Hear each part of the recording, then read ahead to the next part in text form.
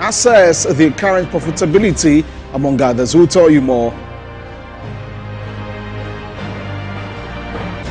Now, in our Tidy GA segment today, the rapid response and district monitoring teams of the Forestry Commission in the NT Forest District have arrested 12 illegal miners operating within the Tunnel Anyuya Forest Reserve in the Western North region. And also coming up, the Civil and Local Government Staff Association of Ghana, CLOGSAG, has resolved to continue its nationwide strike following the National Executive Council meeting. We'll tell you more in this bulletin. And then later on Good Afternoon Ghana, environment and sanitation providers have taken a swipe at government for removing the sanitation and pollution levy to be consolidated with other levies under ESLA. We'll be engaging an energy expert on this, so please stay with us for the details.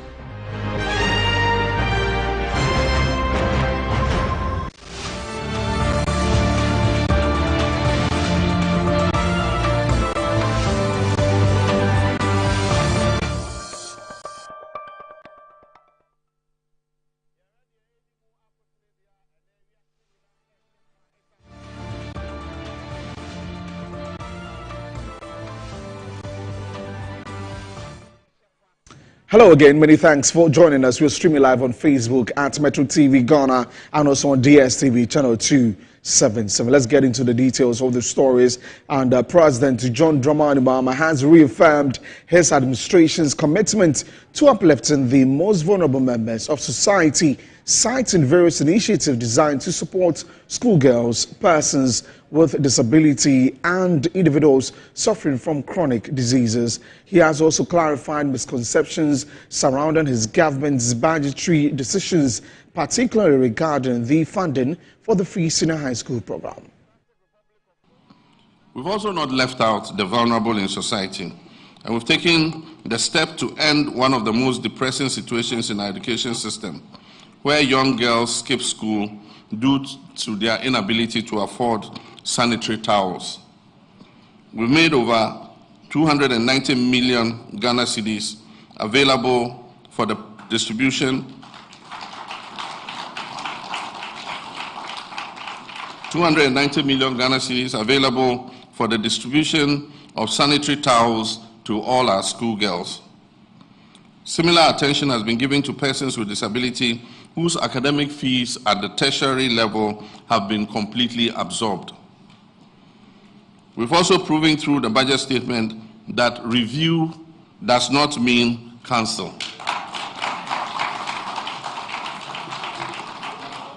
Once and for all, for those who don't understand English, review does not mean to cancel. Also on education, the Gadangbe National Students Union have successfully renovated and commissioned classroom blocks at the St. Peter's Anglican Basic School at Nungwa in the Greater Accra region as part of their commitment to improving education and supporting local communities. There's more in this report.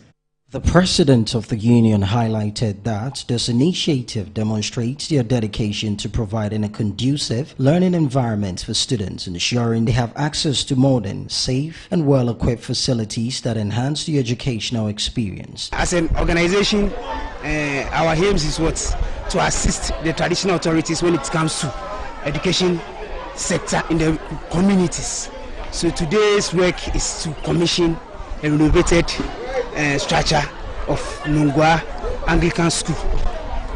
We also want to use the opportunity to thank each and everybody who supported Gadangbe National Student Union, which is Gadansu. The organization is new, as I said, and we have a lot to do. This is what we also contributed to the national development, and I believe this time around the government will also take the time to assess most of the buildings in the community, because most of the community structures, education sector structures are very poor. And as an organization, this is what we can also do to assist the community. The head of St. Peter's Anglican Basic School also expressed gratitude to the Gadangbe National Students Union for their support, emphasizing the importance of such initiatives in shaping the future of the community. This is a dream come true.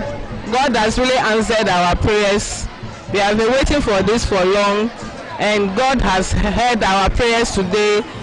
Gadansu student group came to our aid and has successfully renovated 2 classrooms. That's 2 Form 3 classrooms, A and B, today.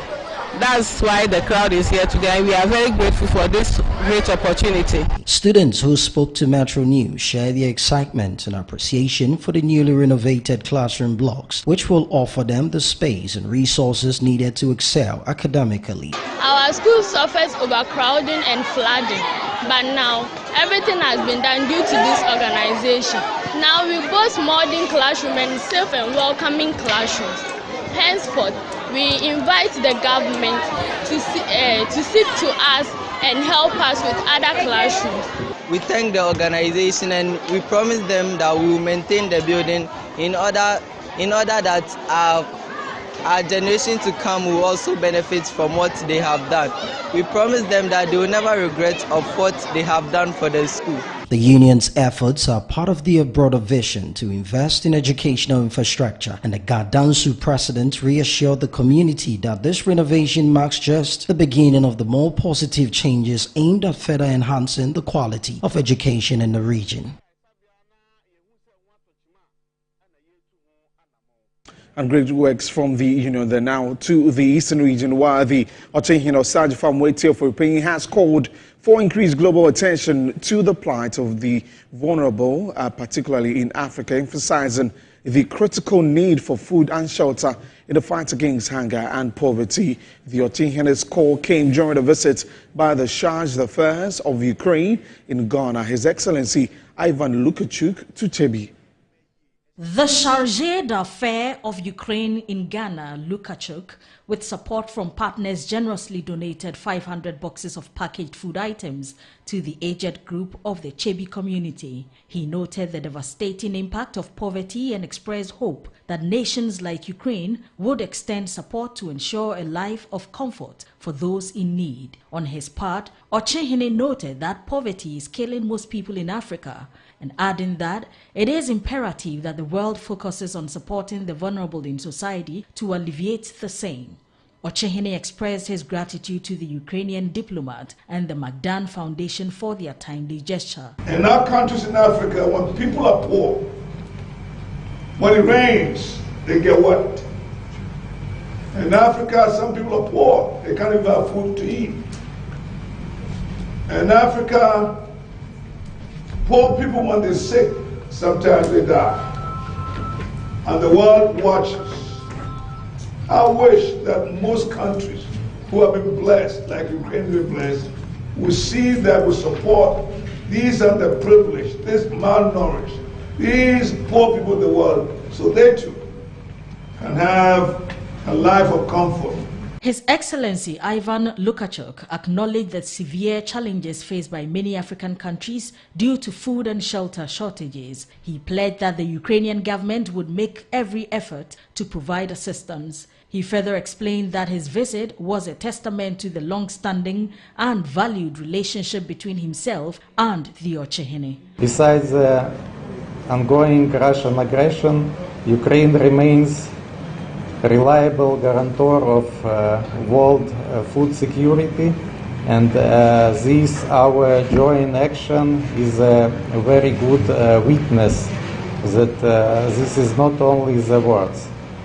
We are not only declaring our readiness to ensure the food security of the world in this moment, the food security of African countries. Some beneficiaries have been speaking to the media. The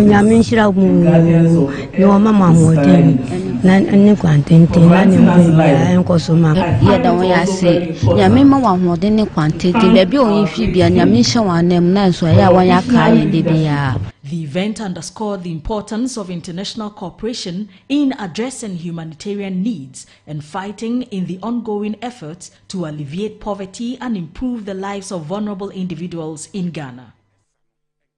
You're still watching the news here on Good Afternoon Ghana. Now away from that, the nationwide strike by the Civil and Local Government Staff Association of Ghana (CLOGSAG) is set to continue as the group remains unsatisfied with the Labour Minister's latest attempt to resolve the standoff. The Executive Secretary of CLOCSAG, Dr. Isaac Bampoado, said until government provides concrete solutions to their demands, the strike will persist. CLOCSAG has for the past 3 weeks laid down their tools in protest against the appointment of Samuel Adumboche as the registrar of the Birth and Deaths Registry over his alleged affiliation with the governing National Democratic Congress. In a letter addressed to CLOCSAG's Executive Secretary dated March 7, the Minister of Labour, Jobs and Employment, Dr. Abdul Rashid Pelpo, expressed hope that CLOCSAG would reconsider its position, urging the association to call off its strike and allow members to return to work. However, the National Executive Council of CLOCSAG says the letter does not address their concerns. The concerns raised in its letter, we presented it to the National Executive Council of CLOCSAG. I think we had a Zoom meeting on Tuesday. No, it was on Monday. Monday. And Council looked at his letter, and the decision was that it does not address the concerns of CLOCSAG. And so Council decided that the strike action should continue because they felt that the minister's letter woefully was inadequate. Executive Secretary of CLOCSAG, Dr. Isaac Bampoado, says until government provides concrete solutions to their demands, the strike will persist.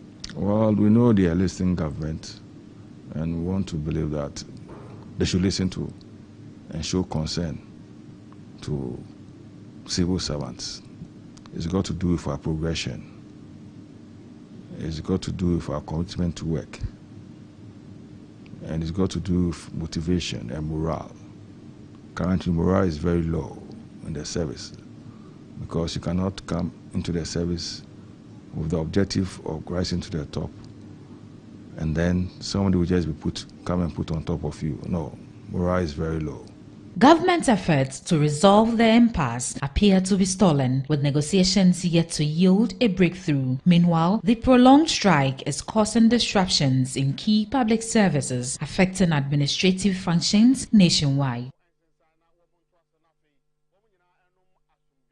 Now to the Upper West region, where some members of the National Democratic Congress in the Nadoli-Kalio constituency have condemned what they called an attempt by some individuals to undermine the outcome of the MMDC vetting process. They have openly expressed their utmost outrage at these individuals, including Right Honourable Speaker of Parliament Alban Sumana Bagbin, who they accuse of trying to subvert the democratic process and impose as preferred candidate on the people of Nadoli-Kalio. There's more in this report.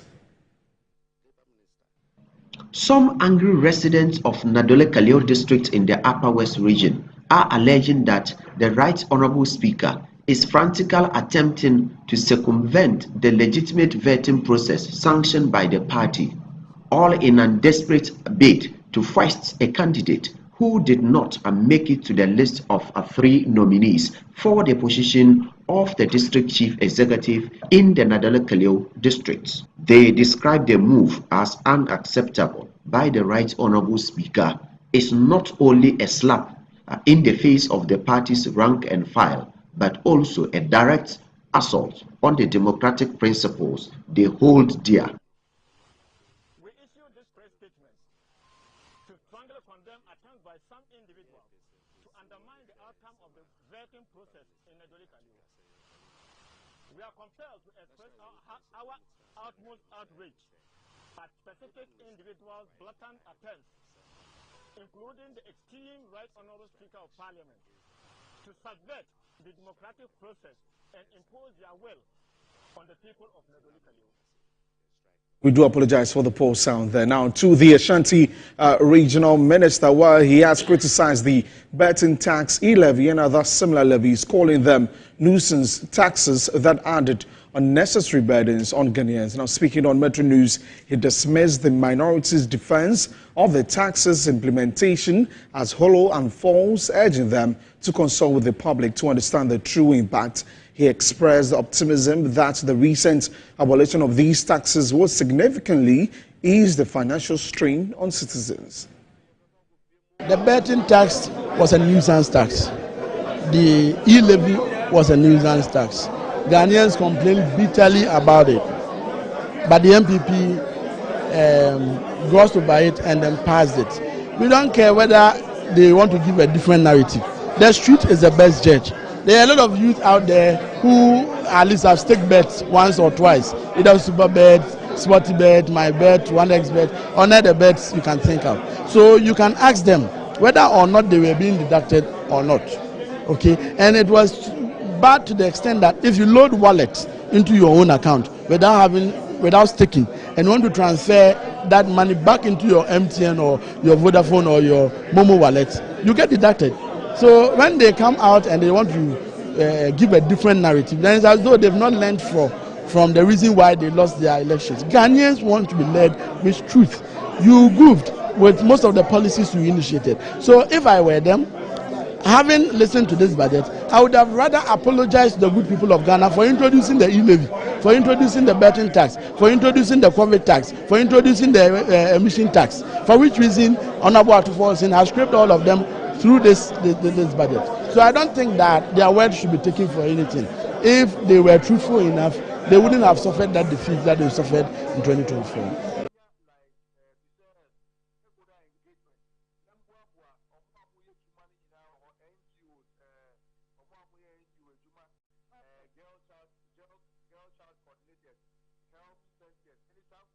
Well, staying with the 2025 budget, the scrapping of the special imports levy in the budget is expected to bring significant relief to importers and boost business at Ghana's ports. Industry players say this move could help reverse the recent decline in port activity. There's more in this report. Ghanaian importers and freight forwarders have lamented high taxes, which they say have made doing business at the country's ports increasingly difficult. In August last year, a study by the Center for International Maritime Ghana revealed that many importers had relocated the operations to neighboring countries where taxes and port charges are lower. But now, following the Finance Minister's announcement of the 2025 budget, there is a renewed sense of hope. But we are very happy that he mentioned that a special import levy has been abolished. As you are well aware, we've been advocating for that removal since the last administration, but they did not listen to us, and that brought untold hardship on businesses, and a lot of people, especially investors, who had to leave our country to neighboring countries for their businesses. And so it's refreshing that the new government has started on this good note to remove what we call an obnoxious tax. And so the business community is going to breathe a little bit. Mr. Fiatui, however, believes the budget's specific details on the port will ensure for a balanced tax system that benefits both the government and... It's only in Africa that sometimes we look at taxes as punishments for citizens. COVID came and left us long ago, and we kept charging ourselves COVID recovery levy. And I mean, it doesn't make sense to anybody. So I don't think they had any other choice than to take that tax off. What the previous government was using that for is difficult to tell. But we have to be blunt to say that it was completely unnecessary and a nuisance tax which affected a lot of people. We think that the government has done so well, and we pray that going forward, they will not also bring up taxes that do not really help. With the special import levy gone, industry players are optimistic that Ghana's ports can regain their competitive edge. But beyond tax relief, they are urging the government to streamline port operations, reduce bureaucratic delays, and improve efficiency to attract more businesses. For now, the ports community is watching closely to see how the government implements these changes and what further measures will be introduced to support trade and economic growth.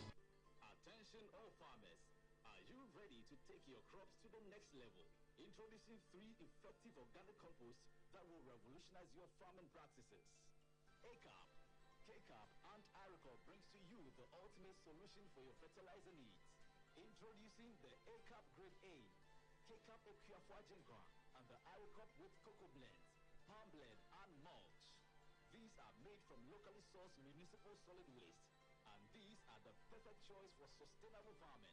Join the organic revolution today. boost your crop yield, improve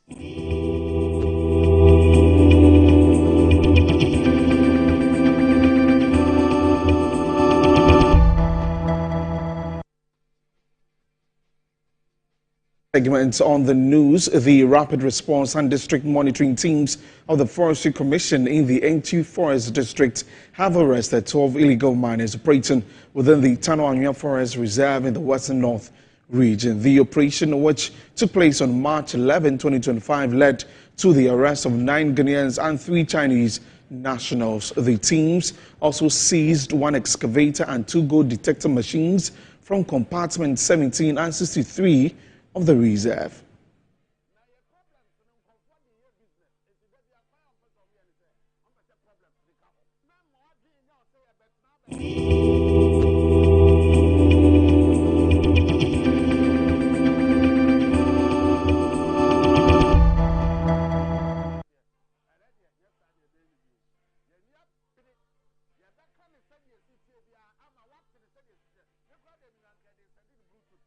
And that's all for the news updates this afternoon on Good Afternoon Ghana. I am Desmond Okrekuda. So we're taking a break. When we come back, Akwesi Afriyie will be here with the rest of the show. Please stay with us.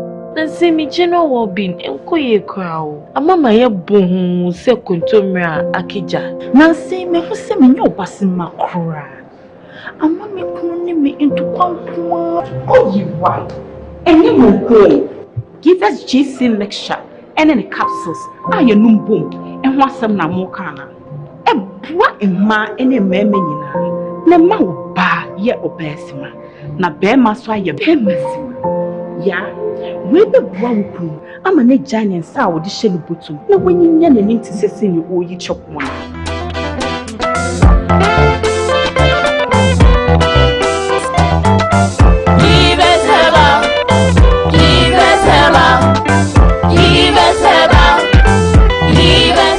Give us GC mixture and a capsule. Achesa. Appeal for a battle one more menu for one and Kwada when you feel to me. Achesa.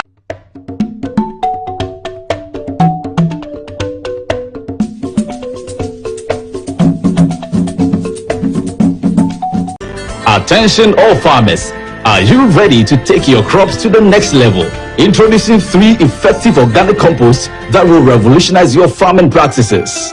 ACAP, KCAP and IRECOP brings to you the ultimate solution for your fertilizer needs. Introducing the ACAP Grade A, KCAP Equiafua Jinkwa and the IRECOP with cocoa blend, palm blend and mulch. These are made from locally sourced municipal solid waste, and these are the perfect choice for sustainable farming. Join the organic revolution today. Boost your crop yield, improve soil health, and support sustainable farming practices. Choose ACAP, KCAP, and IRECOP organic compost for a greener and bountiful harvest. For your purchase and more information, call the numbers on your screen. Our products are endorsed by COCOBOD, Planting for Food and Jobs, and the Ministry of Food and Agriculture.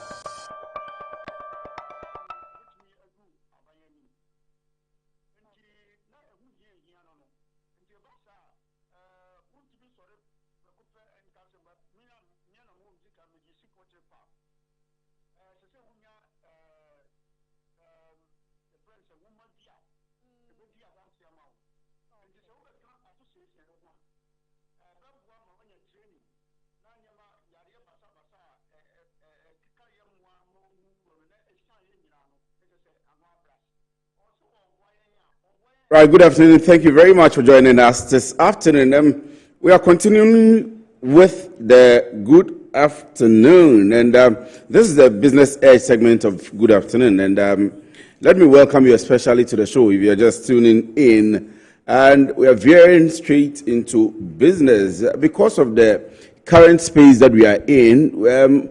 For the meantime, we'll be still doing some political business items and so on and so forth. And so what's been happening in the space? There's been too much happening in the space of politics and business, at least in this week. We told you last week that 11th of March 2025, we will be presenting to you the budget statement presentation by the Honorable Minister of Finance, KCL, Ato Forson. And we did as that. On Tuesday, we brought to you the budget. The minority has been speaking, giving their version of what the budget should look like, how the indicators were in their time, what they think the Minister of Finance should have alluded to, and the fact that government is a continuum and which parts of the budget or which parts of the economy government should be continuing from where they left off. The ingenuity they call on the part of the finance minister as regards the issues of the IMF and so on and so forth.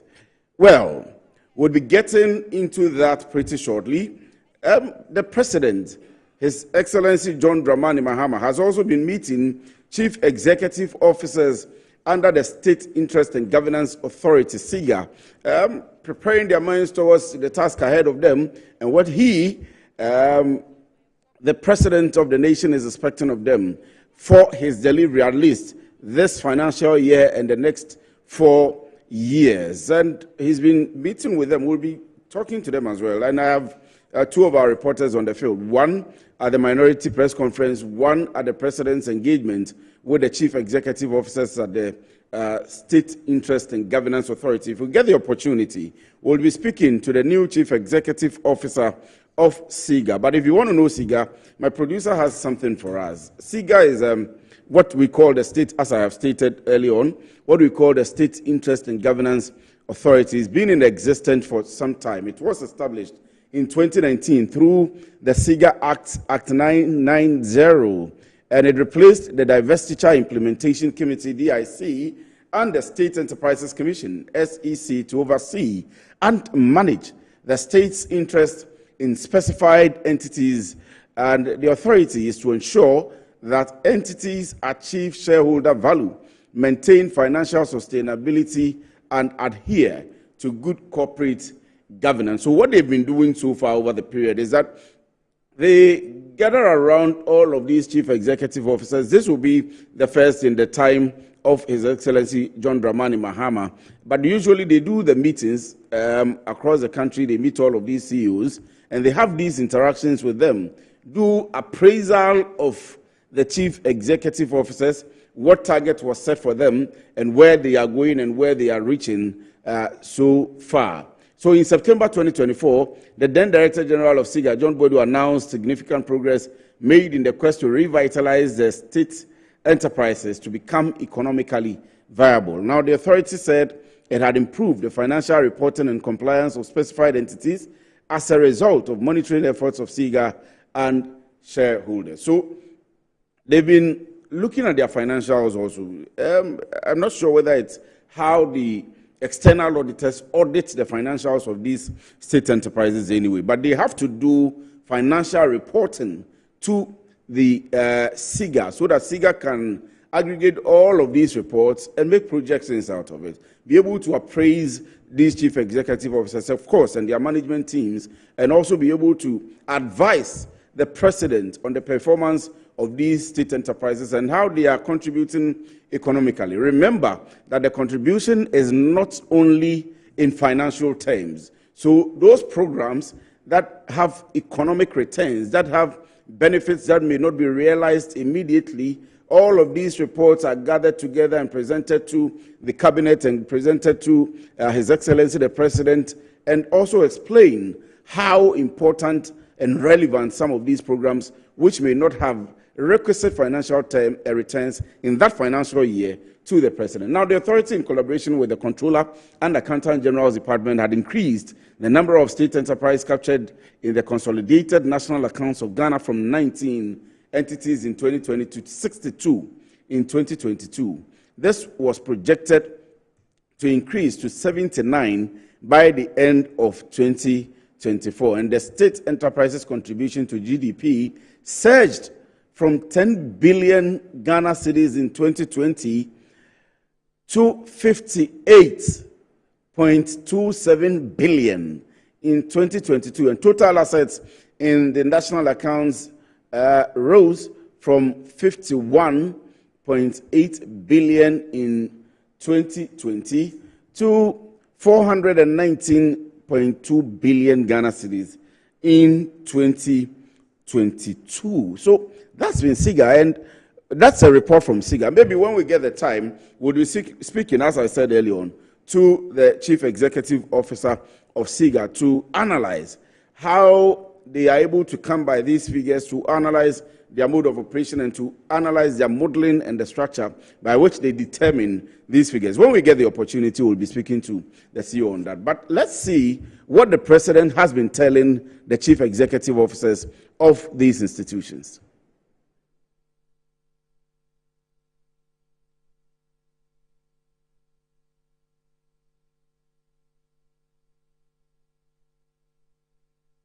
Shortly, the chief executive officer of Tema Oil Refinery, Dr.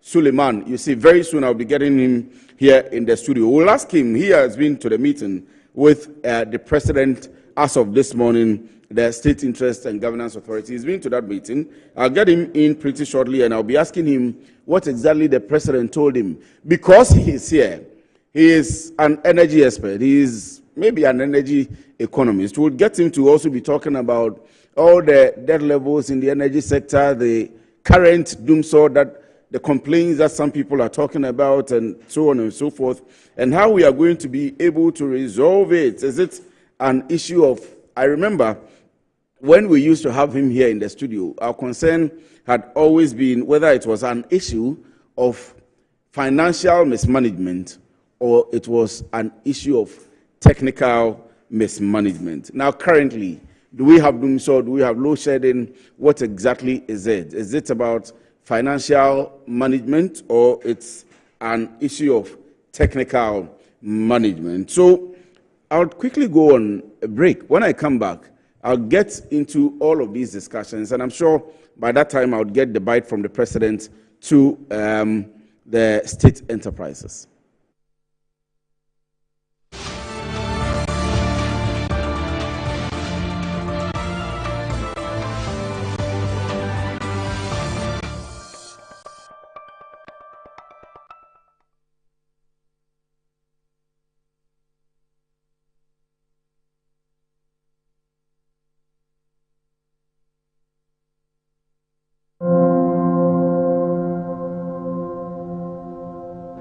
Ama, nansi mi general wobin enkoye kwao. Ama maye bohu se kontomra akija. Nansi me huse me nyo basi makura. Ama me kuni me into kwankwa. Oh, you right. Any more give us GC lecture and any capsules. Ah, you boom and want some na mokana. E bwa emma ene meme nyina. Na ma wo ba ye obesima. Na be ma so aye be masima. Ya, we be bwa wuku. Ama ne giant sa wo de hye butum. Na wanyinya na nim tisese ni wo yi chopmo.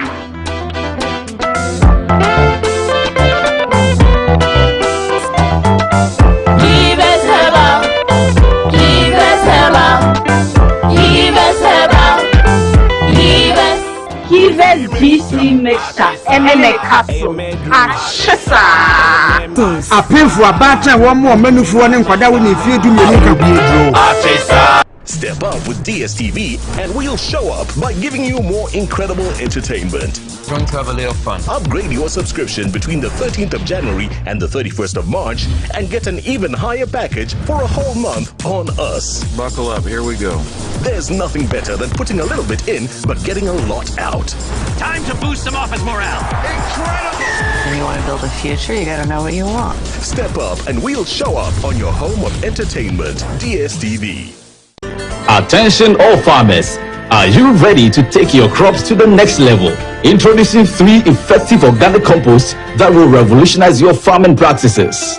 ACAP, KCAP and IRECOP brings to you the ultimate solution for your fertilizer needs.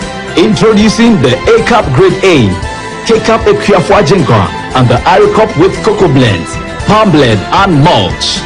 These are made from locally sourced municipal solid waste, and these are the perfect choice for sustainable farming. Join the organic revolution today.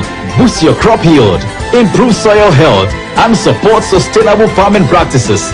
Choose ACAP, KCAP, and IRECOP organic compost for a greener and bountiful harvest. For your purchase and more information, call the numbers on your screen. Our products are endorsed by COCOBOD, Planting for Food and Jobs, and the Ministry of Food and Agriculture.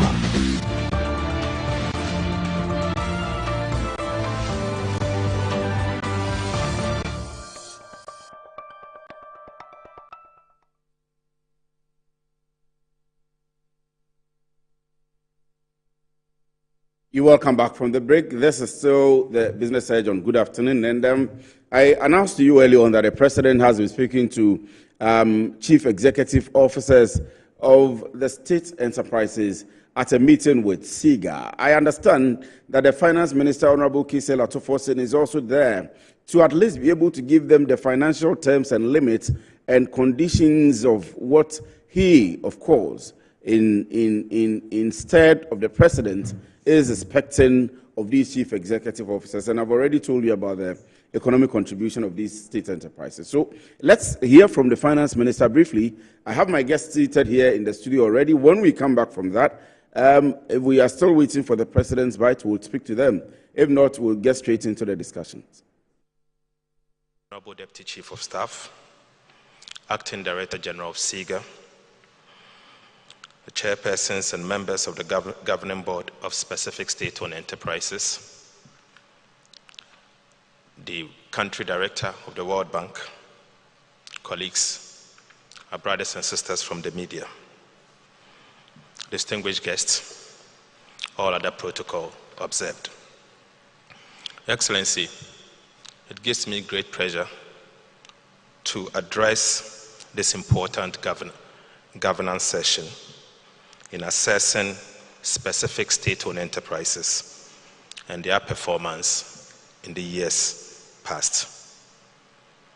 This meeting could not come at a better time than this. In fact, it has followed 2 important meetings of state. The first is the National Economic Dialogue, and the second is the National Budget. Your Excellency, our state-owned enterprises are going through very difficult times.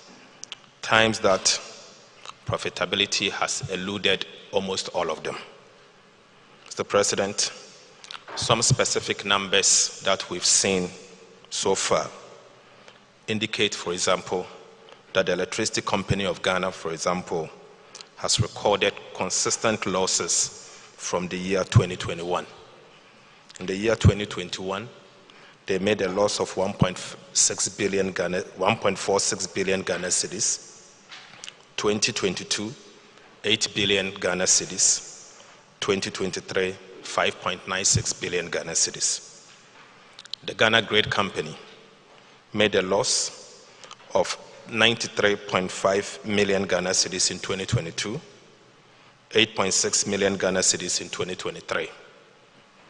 Gihok Distilleries reported a loss of 25.1 million Ghana cedis in 2022 and 25.5 million Ghana cedis in 2023. Mr. President, this one surprises me. Even the alcohol making company the alcohol making company is making losses. Graphic Communication Group also saw a consecutive losses of 3 million Ghana cedis in 2021, 4.4 million Ghana cedis in 2022, and 15.1 million in the year 2023. The Ghana Cocoa Board, the largest loss-making company, also saw 2.4 billion Ghana cedis loss in 2021 and 3.8 billion Ghana cedis in the year 2023. To put these figures in perspective, in the year 2018, only 2 state-owned companies, state-owned enterprises made some profit or paid dividends. Your Excellency, they are the Ghana Ports and Harbours Authority and the Ghana Reinsurance Company. In the year 2019, this number increased from 2 in 2018 to 3. The GPHA, Ghana Re, and TDC. And they contributed 14.4 million Ghana cedis, all 3 of them. However, in the year 2024, Ghana Port and Harbours Authority started making losses. And we recorded a new company that has declared dividend. The State Housing Company replaced the GPHA. And the 3 of them, being the State Housing Company, the Ghana Re, and TDC, together contributed a dividend of 28.7 million Ghana cedis. Mr. President, these persistent losses does not reflect the potential of our state-owned enterprises. Unfortunately, some of them are posing significant fiscal risk to the economy of the Republic of Ghana. The 2 most threatening and most worrisome is the ECG and the Ghana Cocoa Board. To reverse this trend, we must implement a bold turnaround strategy that transforms loss-making state-owned enterprises into financial viability and self-sustaining institutions. The strategy will include capacity-building initiatives to strengthen leadership and operational efficiency. The second will be the enhancement of corporate governance training to ensure strict regulatory compliance in all state-owned enterprises. The third is a financial discipline and strategic decision-making to restore profitability. Your Excellency, I would like to highlight a critical issue facing specific state-owned enterprises. And this has to do with the compliance of the financial reporting obligation. Mr. President, the Public Financial Management Act, Act 2016, Act 921, outlines a clear financial management and reporting requirement for all state-owned enterprises. Section 95 of the Act mandates that state-owned enterprises must prepare annual accounts no later than 2 months after the end of each financial year. State-owned enterprises must submit audited financial statements to the minister within 4 months after the end of their financial year. Moving forward, the Ministry of Finance will be working closely with SIGA to ensure strict compliance of this regulatory requirement. Your Excellency, I came here with copies of the Public Financial Management Act to distribute to all state-owned enterprise heads.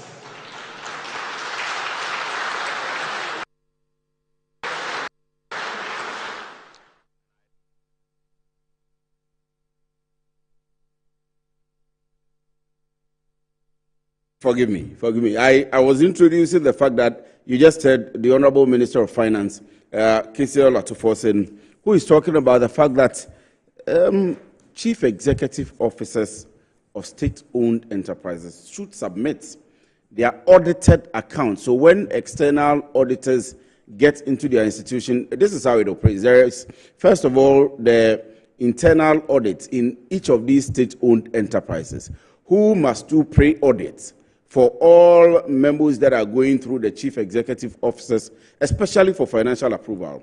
And so when the financial approval from the CEO comes in, it goes through maybe the finance department and then to the audit department. That's the internal audit. They do pre-audit to ensure that all protocols or all procedures are followed. Those ones that have to go to the Public Procurement Authority actually do go. Those that have to go through the entity tender and central tender and so on and so forth are vetted and approved by the internal audit. However, after a period of time, maybe a quarter or every 6 months, external auditors have to come in to now audit all the activities, programs, projects, especially those ones with financial activities in the year by these external auditors and then pass it. And that's what comes into or to the Public Accounts Committee for interrogation and so on and so forth. Now, the Minister of Finance is saying that he wants a copy of this document done by the external auditors who come in every period to vet the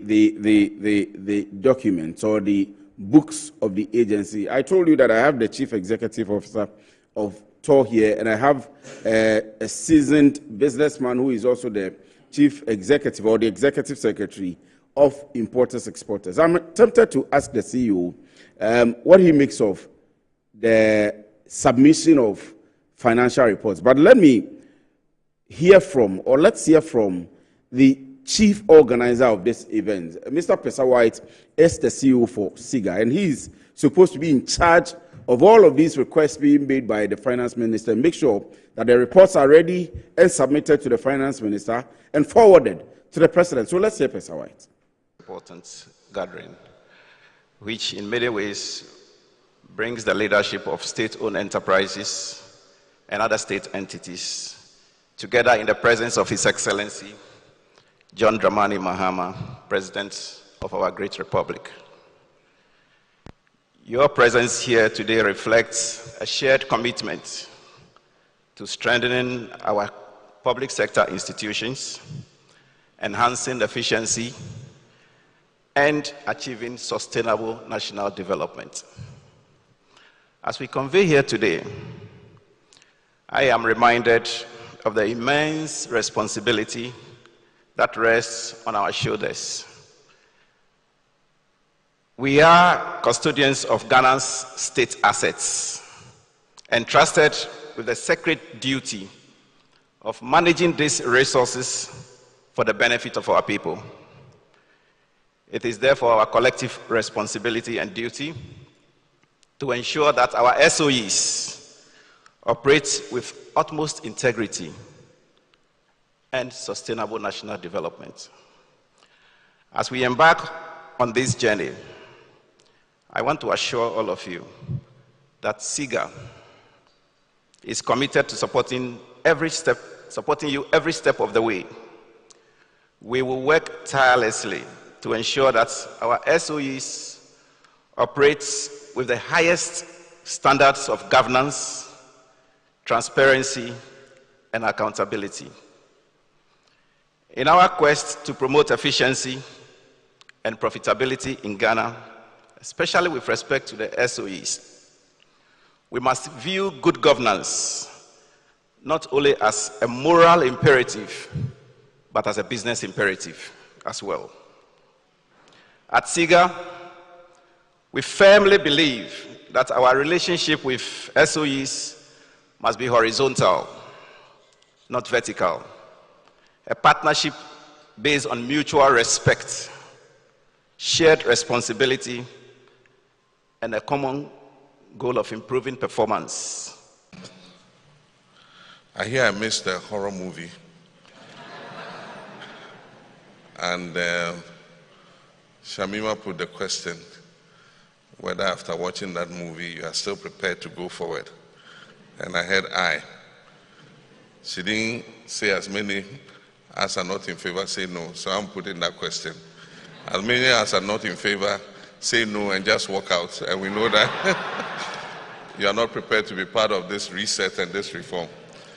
I think you all voted aye. So you're part of the reset agenda. and we expect something completely different from you. The reports we would look at next year will be the report for 2024. So really, your performance will show when we do the 2026 review. That will show for 2025. And I'm going to come and sit in that review, and we will mark you based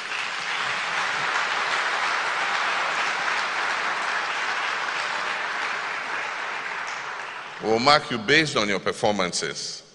And if you're not matching with the pace of the reset agenda, you might be asked to step aside. And so if that adds to the horror movie, that's the intention. Thank you. Thank you for your presence this morning and the opportunity to address you. This morning's activity is not just a forum for discussion, but a decisive call to action, demanding bold leadership, accountability, and an unwavering commitment to excellence from you as chief executives of state-owned enterprises. This meeting reaffirms my commitment to the promise of a shake-up of all loss-making SOEs and realigning them to break even and transition into profit-making. As you have all noted, my 2024 campaign promises and the 120-day social contract with the good people of Ghana were not mere rhetoric. The 2023 State Ownership Report produced by the State Interest and Governance Authority, SIGA, reveals the inefficiencies affecting many of our SOEs. And this demands that we act with conviction and courage to tackle the systemic challenges confronting these enterprises. Many of our specified entities have operated inefficiently for far too long.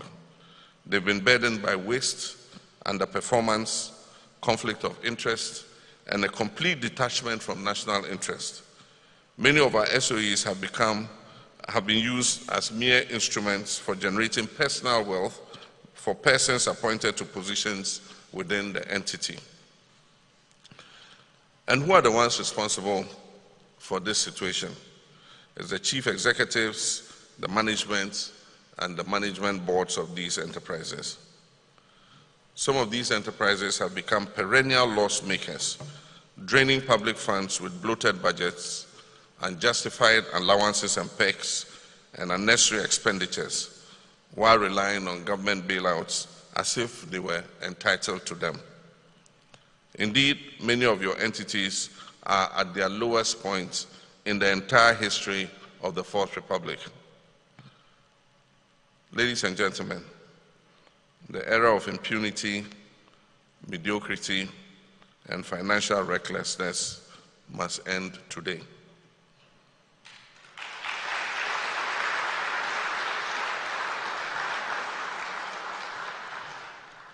I'm happy you clapped.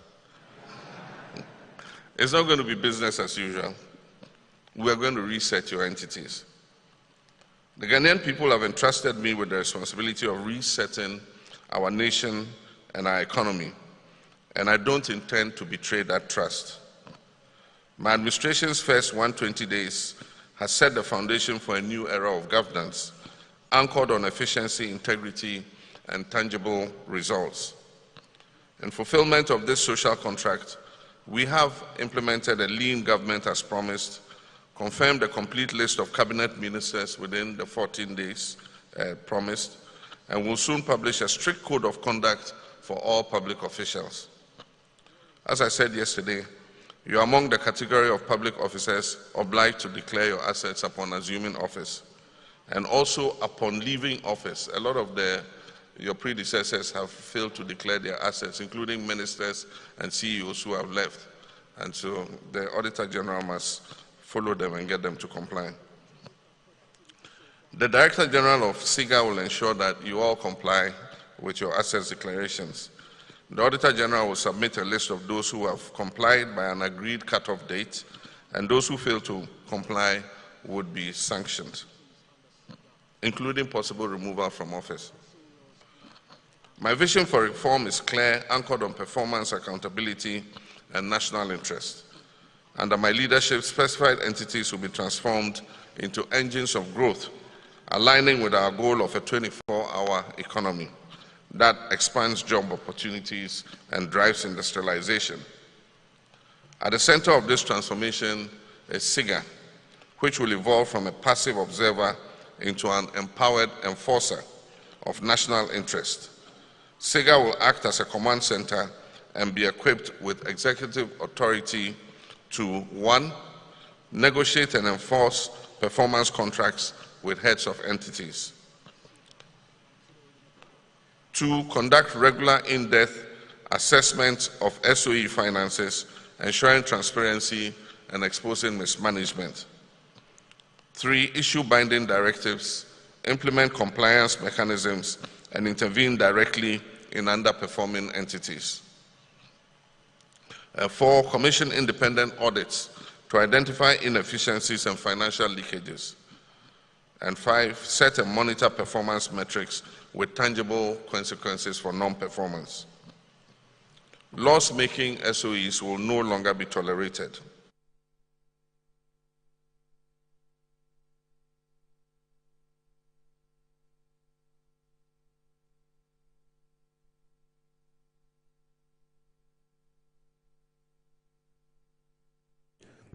Well, so loss-making SOEs will no longer be tolerated. That's President John Dramani Mahama, His Excellency. I have in the studio Samson Asaki Awingubet, is the Executive Secretary for Importers Exporters Association. Samson, good afternoon. Thank you very much for joining us. Good afternoon, my brother, and good to be here. Good to be here. Good to have you. I'm happy to have you. Grateful to be here. And good afternoon to my senior brother, the newest hot MD of Toha. I'm sure what the president have said, his institution is not exempted. But I know with God, with Allah, he will come out. my brother, in 2026, he will perform. So let me introduce him. We've had him here quite a number of times in the studio, and he's an energy expert. He's everything we want to talk about in the economy of energy. So when I heard the president appoint him to the Tema Oil Refinery, I think I sent him a message that night and told him that I would follow him. I don't know if you remember. Dr. Suleiman, you see, he's been an energy expert around the world, from Qatar and other places. And Doc, let me just welcome you and say congratulations to you. This is our first time meeting on air, so congratulations to you on your new appointment. Thank you so much, Afreye. And nice to be here again. Yes. But on a different role. Yes. Now not analyzing. You will still do the analysis anyway, sure. But now as the Chief Executive Officer of TOR. How is it going there so far? Yeah, so far, so good. Yes, so, well, challenges are enormous, but but surmountable. I mean, there are things that we have overall control over. So with time, we hope to see drastic changes. That will lead to TOR coming back to assume its crown jewel status, as a key player that contributes significantly to Ghana energy security. We all know what TOR is supposed to be doing, but as a CEO, and with all the issues that TOR is grappled with, of course, today we are not here for TOR, but let me just take 1 minute to do this, and then we'll go into the SIGA issues. What will be, or what is your single most important goal that you want to achieve? Yeah, so it's to see the light. You know what I talk about, the light, when I say the light, the flare on. It means that to get the core business back, that will be the greatest achievement that I will have. Beyond that, I talked about TOR a lot, previously. Yes. And then the issues of TOR is not alien. I mean, it's not new to us, myself and my deputy. We have both been there. So fortunately, we have firm grips of the situation within the refinery. So what the refinery needs now, medium to long term, we need a credible partner. And I can tell you that when I was outside, I thought all things that were said about TOR is bankrupt, TOR is not profitable. As I speak to you now, Afrey, we have about 6 to 7, investors that are very much interested in investing in TOR. In TOR? Oh, yes. So in your 1 or 2 weeks at TOR? Oh, yes, we have a lot. So is it a matter of getting our board in place? No, is it about the partners you had already because you have stayed outside and worked in the oil sector? I know where you worked in the oil sector. Is it the investors you are bringing on board or people who have just expressed interest? It's companies? aggregate of all. But most especially, some are not even related to the Gulf. Some are independent, others have been around before, and some are even Ghanaians who are very much interested in getting to, back to profitability mode. And that gives me a lot of hope that what we hear out there, like the refineries, nobody's interested in the refinery. That is not so. People are so much interested in the refinery. And the fact is that people understand that the refinery is key to Ghana's energy security. And what drives people to be interested in an entity is the output in terms of what is contribution to Ghana's GDP and Ghana's energy landscape. And you all know that we contribute, we spend closer to, let's say, 350 to 400 million US dollars on a monthly basis to import finished products. As it stands now, assuming we are able to come back to be able to do the 45 to 60,000 barrels, with the potential to expand it to 100,000 barrels, it's going to be a game changer. First, it will be a huge relief on the pressure that we have on our local currency, and then to stand in a better position to contribute to Ghana's energy security. And when I say Ghana's energy security, it's holistic. I'm talking about energy availability, energy dependability, energy accessibility, in a way that if we have a refinery running, the cascading impact on the downstream and even the power sector is enormous. And so we believe, not because we believe, but the signal that we are seeing, and then the fact that the president has also resolved, if you look at the narratives and what is even going on now, you will notice that, there's a resolution, and the resolution is that things must work, and there cannot be business as usual. And so we have also resolved to contribute our part to get TOR back to its profitability mode. Forgive me again. No problem. Once again, let me ask you. Yes. You are telling me that you are going to give us an investor very soon. As of now, you have about 7 major investors. When are you going to give the country an investor to begin the revamp of Tema Oil Refinery? And then the next question is the 45 to 60,000 barrel production that we are projecting. When?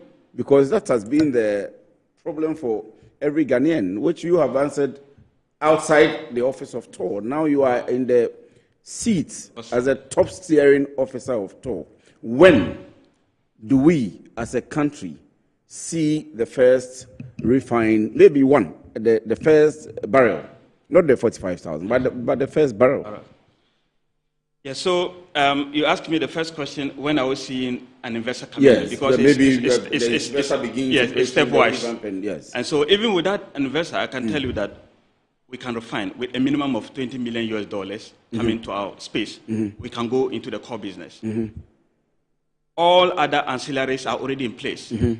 We have the crude heater that has the potential to ramp up to 60,000 barrels of oil per stream day in terms of refining capacity. We have the residue air cooler, which was the bane. So most of the critical infrastructures, they are already there. We only need some few things, get them in place, and pay out some outstanding with respect to this kind of installations. And if you do that, I can guarantee you with a minimum of 20 million US dollars, probably not even an investor coming in, we can churn out the first. So government should give you $20 million now. Hopefully we are looking at that. Then coming back to the investor question. Let me follow up quickly on that before you come to the investor. If government should give you 20 billion, the finance minister is allocating 28 billion to the energy sector. 28 billion. So you can make $20 million out of it. Hopefully we are working on that. Once we can get something minimum on that. You don't have an allocation yet? It's holistic. We need the 28 billion is for the entire sector, but you don't have an allocation at all. It's still not very clear, but definitely we hope to have, in a way. And then, like I mentioned, if you come to the second phase of it, that 28 million that you're talking about is supposed to go to the energy sector, and TOR is key. Yes. And we know the priorities. So I don't want to sit here and then tell you that this amount is coming to TOR. No. Exactly. But I'm very confident that something will definitely come outside the investor. Now you ask the question of the investor. Yes. That's a difficult one, and that's a tricky one. I have to get my board of directors reconstituted, which is currently ongoing, which will be done hopefully in the shortest possible manner. Right.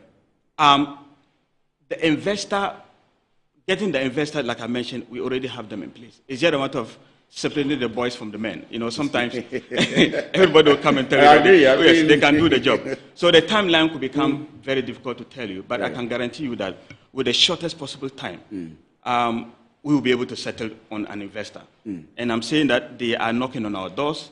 It's just a matter of settling on the credible one, and then once we settle on the credible one, with about 100 million capital injection initially, we're going to turn TOR to produce the 20 million that I talked about. It will give us product that can be competitive with the international standard. Right. We still have, we still need you something said that's the minimum requirement. So, I mean, it's fair enough, we agree. Yeah, so hopefully the investor coming in probably with the first $100 million, we can do something magic with respect to, like I said, it's still contingent on agreeing on the time on which investor we're going to settle on.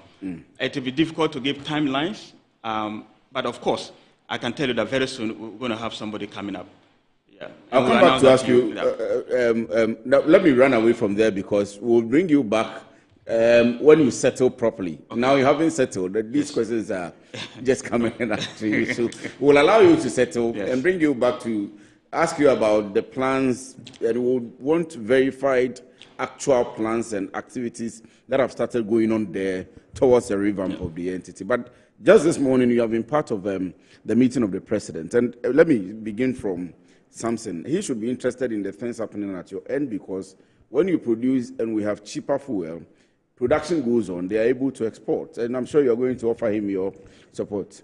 Absolutely. Let me use this opportunity to congratulate my senior brother and my junior brother, Lawyer Combat, that the president have put confidence in them and then appointed them to take over and revamp. With their vast experience, Dr. Suleiman, I know that with the right leadership in the board that the president will be constituting, with the right leadership of his management team, I know they will definitely do something to rescue Ghana from the $400 million, $350 to $400 million that we are using to import finished product into this country. That is where we have the exchange rate problem. That's where we have inflation. That's where we have a weak cedi. You can imagine if half of this money will stay in this country, what it will do to the economy.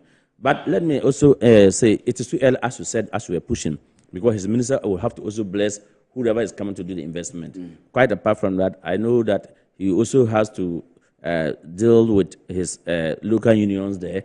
Your local senior staff association will be supporting you. The local union staff will be supported. You need their support. Then their external union at the TUC. And I know, I think I've seen that some of them have paid a courtesy call on you. So, and all of us sitting at our side as advocates will definitely give them that moral support so that they will be able, because this is going to be the resetting agenda. If we are to import, to bring crude oil to spark a thermal oil refinery, you do know the kind of employment that will generate, and then other byproducts that they will produce after diesel and petrol. There are other byproducts.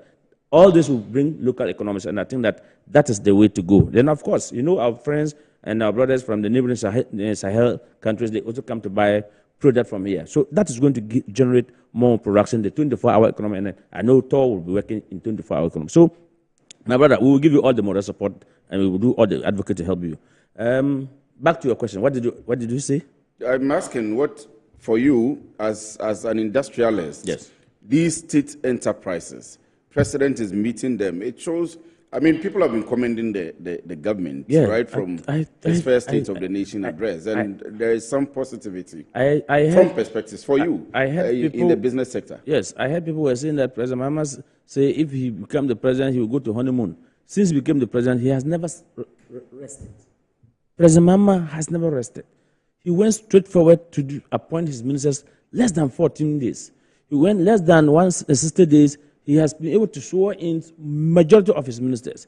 He's been able to run to have educational forum to look at, because when people were saying that they will cancel the education, he said no, we will not cancel free HS.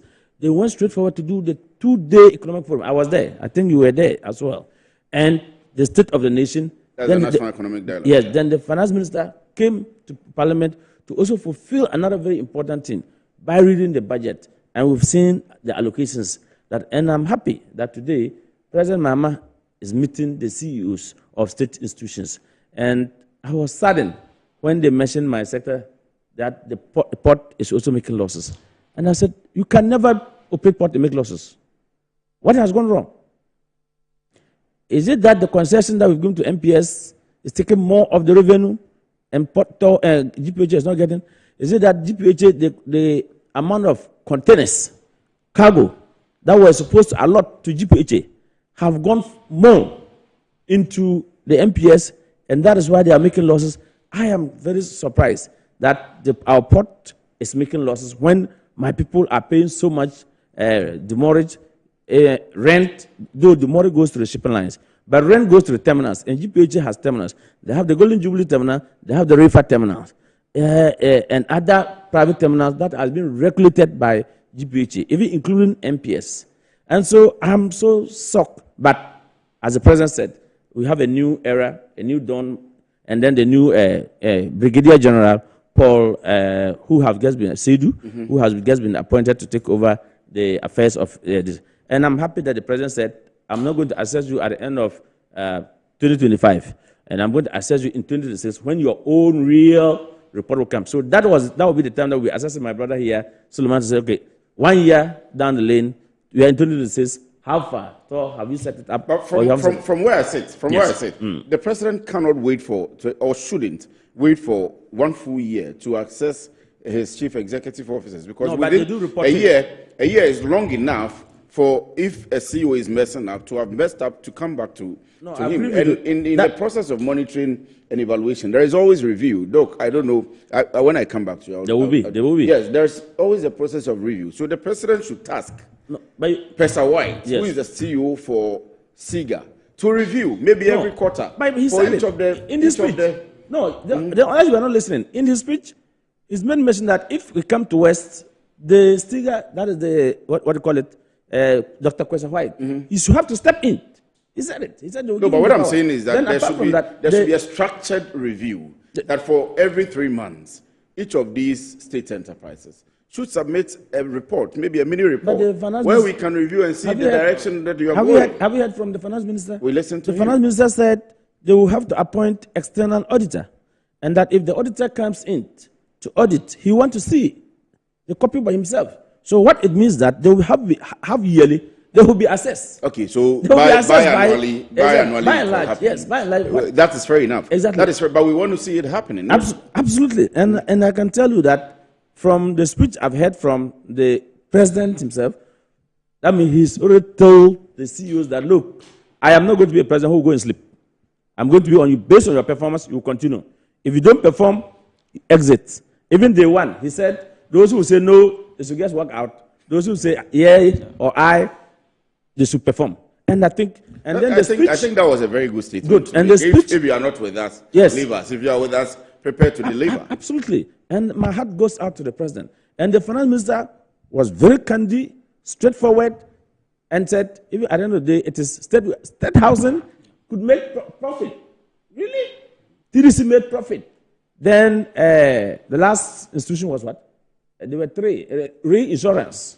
Ghana Reinsurance. Ghana Reinsurance. They made the profit. And Gapor is gone. And other institutions have gone. Even when Casapreco and others are making so much profit. They are making it. So how come like Gihok? I think Gihok is under the Ministry of Defense, right? Yes, it's under the Ministry of Defense. And Gihok, we are drinking. People are drinking. And that's why the Minister of Finance said, how can you make alcohol and make losses? Look, if you go to the northern part of Ghana, sometimes clap BF salt. What shortage? Look, people are drinking. And so I can't quantum when they said that Gihok has made losses. So it's a mismanagement. It is a wasteful expenditure. It is expenditure that maybe they are not retooling, they are not retraining. And if you think that, I'm sure Metro TV here, every 6 months or every year they give you refresher training. Because you can't be doing the whole thing. You must have, there are most of them. Keep up with the pace. And that is why in this studio, I am no more seeing that big cameras. We are seeing a digitalization camera. That is how you have invested, reinvested, and retooled. So going forward, you heard my brother said, if they have $100 million today, there are certain things they will do. Probably they have to do some maintenance. They have to change certain boat and knot, and to make sure that when they spark, they don't have any problems and production would flow. That is the way to go. So I am happy that the president himself is interested in the state-owned enterprise, and he has very clear that if your institution is no more making profit, then what is going to happen? Either we will scrap you or we will completely privatize you. I am not happy to say that they should privatize TOR, because TOR is a national security, national assets. So we should be able to retool them, but tell them to be prudent in management, efficient in management. And I think we'll come to that, but when we get him solely on TOR, we'll be doing all of that. But I think that he needs everybody's support. The cabal that will be fighting against him. I have said that there is too much burden on his head as a CEO. Everybody who goes to head TOR will go through that burden. Yes. But your competence will show. Will show, exactly. And I like the fact that he's setting the targets for himself. Absolutely. Backed by the consciousness of the president. Absolutely. But let me come to you. You were there this morning, and you listened to the president, you listened to the finance minister, and you were a chief executive yourself. How did you feel? And then how do you want all of this to go? At the end of the year, you should be producing a report of your performance and how you've been able to deliver. Yeah, so I think that encounter was phenomenal. It's one of its kind. And I'm saying that because if you begin to tackle our SOEs like purely business entities, I think we'll move somewhere. It's not a matter of, let's say, privatizing it or giving it totally out to external parties. And the president mentioned something that strikes something within me. And I think in almost all, almost every CEO, people, almost every CEO there would have also captured that. He said you either turn to profitability mode, at least break even, or I privatize you, or I scrap you. Scrapping an entity means, I don't think we'll go there. So it begs the question why, sometimes they put in the proposal of privatization and some people don't understand. Certain institutions, like my brother said, who would like to privatize ECG? Who would like to privatize TOR at the end of the day? Because it is key to our energy security, and we would not like to leave it into the private hands. However, we always have what they call partnership. And let's not get the difference, let's get the difference between private partnership and then complete privatization. Most of the SOEs that they are talking about are ECG and TOR. It's not like giving it completely out. That is not the game. Yes, the game or the strategy is to privatize. Bring in private sector participation. And what it will do, first of all, you are not able to break even. And look at the number of SOEs. Phenomenal. Only 3 can do that. The finance sector, the energy sector, they are very key to our energy security of a sort. Our economic survival of a sort. Now, if they are not doing well, the burden comes back to the government, and the government has to be bailing this SOE. So what they are saying is that if you cannot break even, if you cannot bring back dividends, or you cannot stay afloat, then let's introduce a private sector participation. And that is great. And what it will do is that 2 things, I just talked about the fact that I need capital injection. If I have a private sector to bring in capital injection, and then it's going to also have a part to play, and efficiency-wise, it's going to increase. So improving efficiency and a bit of capital injection is key. So I see this engagement as key, and it's only and a great motivation, and it's only going to put SOEs, chief executives, on their toes. And I think it's almost looking like it cannot be business as usual. I think almost everybody has seen that. From the beginning of the from the starting of the administration to this stage, if you see what's going on, even within the energy sector, the kind of shift that is happening, the paradigm shift that is happening, I think we're hoping that we're going to have greater things to come. Yeah. I'll come to that of the energy sector, but some people express concern on my social media page this morning. You are explaining it anyway, that the privatization in its entirety is not a problem. But people have concerns with how it is done. We have seen PDS, and you are in the sector. That's your expert field. Yes. People would have thought that, yes, the privatization or the partnership, public-private partnership, would be a good initiative. But the secrecy that shrouded it, the processes that it went through, the perception of corruption that it comes with. So if President Mahama says that if you are not profitable, I would have thought I would sack you. as a CEO. He said that anyway. Or we'll end up scrapping it. Yeah. Instead of scrapping, change management. Yeah, that's correct. And to tackle that question, my brother mentioned something which is very crucial. You can't keep doing the same thing and expect different results. That's not going to happen. And I'm saying that if PDS failed, we need to know why it failed. And are we ready to go through the same trajectory? I think no. It's not that PDS was entirely a bad deal. But if you are coming to a partnership, I've mentioned here and severally that you come to the partnership with a business focus agenda, that you are not coming to be a parasitic on the system. That cannot work.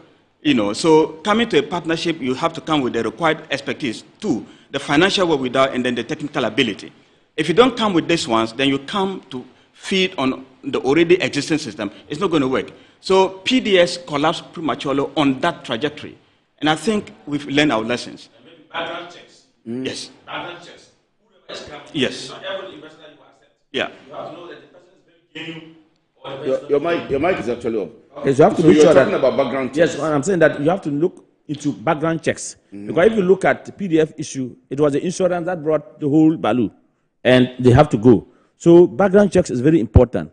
And people may come, parading themselves, and do even have nothing to, and I don't know, they will embarrass you if you don't do a very good background check to know that the person really have the capacity, the person is really financially sound, can the person do what he's going to do, he say he can do. These are some of the things that we have to look at. Anyway, you can continue. Yeah, so to just land on that, I still think we need private sector participation of a sort, one way or the other. And I think where the current administration is heading towards is a credible path to a sustainable growth within the energy sector. In a way that, like I mentioned, those two things. If you have a private sector player, first of all, one of the bane of the SOEs is the unwarranted interference, and everybody knows that. The private sector will be able to dilute that. If you have a bit of private sector participation, that will be a bit diluted. And I think the administration has made it very clear that that is the way they want to go, and that is paramount. And another point, Doctor, if I may add this, another point is they have to look at the caliber of person that will be appointed to various boards. Yes. Because the person who's going to the board has no knowledge, has no any background on where he's going. He doesn't understand financial engineering. He doesn't understand the terms, the technical terms that they are going to talk about. Such a person who is in the board will be a challenge to you, the technical expert that they put out there. So I think those that will be appointed to various institutions as board of directors shouldn't just be because my party is in government, but people who really go there with expertise to support the CEOs to achieve the objective. I think that we should actually have a conversation, and I am getting interested in what President Mahama has said, the profitability of these state-owned enterprises, the SOEs, and how we all together will be able to push them to eventually become profitable, whether it is through the privatization, whether it is through, for example, SIGE's activity of monitoring the management of these institutions. Because you make the example of Gihok. Yes. And you make the example of Casapreco. Exactly. One private company is making it huge profits, expanding beyond the borders of Ghana. Yeah, exactly. And one is sitting here and said, I'm making losses. And the KPIs that they will set, and I think that this meeting is going to set KPIs for state-owned enterprises, so that at least, what are your KPIs? And then so you also, as a CEO, you take seriousness with your management, with your employees, so that everybody will deliver it. Even from the security, from the cleaner, to the security, to the top person. Everybody must perform. And at the end of the day, that's where you can bring success, profit, and if there's bonus, everybody can share. But you the advocacy groups, I'm sorry to be on you, but the people who are speaking, the industry players, who have to be on the heads of these institutions. For example, now we have a minister for youth development. Instead of being on him to deliver on jobs, we have a minister for labor relations. Instead of being on him to create jobs, you'd rather put everything en bloc on the government, the performance of government, the non-performance of government, the mismanagement of government, without particular focus on specific issues and specific institutions. I think to see that they are performing. No, I think these ministers that the president has appointed, Minister of Labor has a distinct role to play. Exactly. When they come to labor and labor issues, You must be able to sit, especially tripartite negotiation. You must have that experience. You must have that madness. You must have that charisma to be able to reach out to your stakeholders. When they come to the youth aspect, as we know that we need job creation. And so the youth who was campaigning, like our brother Pablo, who's the youth minister now, he was campaigning. He went around the country, and he saw how Ghanaian team youth out there are looking for a job. And I'm happy. Maybe he might probably be the one who introduced that idea, because I've never seen any of our budget through statement where they will state that government will form what we call labor for export. Labor for export. So where I sit, yesterday I paid the courtesy call to the Ghana Maritime, your colleague CEO, the Ghana Maritime Director General, and I made it clear. I said, when I heard that Ghana government, through the Ministry of Finance, we will prepare labor for export, I said, this is a good chance for Ghana Maritime Authority, because many shipping lines, ship owners, they want seafarers or artisans, be it electricals, carpentries, caterers, who went through our regional maritime university training and had certificate by Ghana Maritime Authority. The pass, we call it the pass. If you have that certificate from Ghana Maritime Authority, you are a hotcake for job. So we can even train more youth. So government, he should go to his minister, let his minister go to Minister of Finance, convince the Minister of Finance, or go to Cabinet, convince Cabinet that, look, it is hotcake if you should train most of our youth for sea. Okay? Because many of the ship owners want people from Ghana, especially if you hold Ghana Maritime Authority certificate. And Ghana Maritime Authority will do the program, the education material for regional maritime to train them, and they will go and examine them. When they examine them finish, they give them certificate, they give them pass, and we can export. When you go to Philippines, I told President Mama, when he came to meet during the campaign time, when he came to meet the maritime trade import, I said, this is one of the classic areas that we can tap into. So I was so excited that, because when they say labor export, everybody's attention is, okay, teachers. We need teachers to go outside China and have to teach English. We need nurses who want to go to UK. We can help, but we also have a gold mining area. If we should concentrate so much in the Ghana Maritime area, where we can export most of our youth. So, youth minister, Malik's office, these people can even go into an agreement, because the cost sometimes, the fee is very expensive. Maybe government can say, okay, we will subsidize this for them. Or maybe Malik office can say they will subsidize some of the things. Then we can deliberately train more. Because if you go to the Philippines, any vessel, if you go to Ghana Port Authority right now, be it a tanker, be it a cargo vessel, whatever vessel, when you come, if you have 18 crew members, I bet you will have more than 10 being Filipinos. And do you know how much money they will repatriate to their country yearly? You know it, Doctor. Yeah. So I think we have so many areas that we can identify and support the government in that direction. Let me move away a bit from the president's meeting with the CEOs now. Let's get into the budgets. Yes, and maybe I should start with this. There is one point, but I'll come to the budget as a whole. But I would read something from the budget, a piece out from an interview yesterday with one of my colleagues. So we have what we call the ESPA, the Environmental and Sanitation Producers or Providers Service, Environmental Service Providers Association. So it says ESPA have taken a swipe at government for removing the sanitation and pollution. And I'm interested in this because of the pollution, yes, emission. And in the energy sector, everything is about pollution.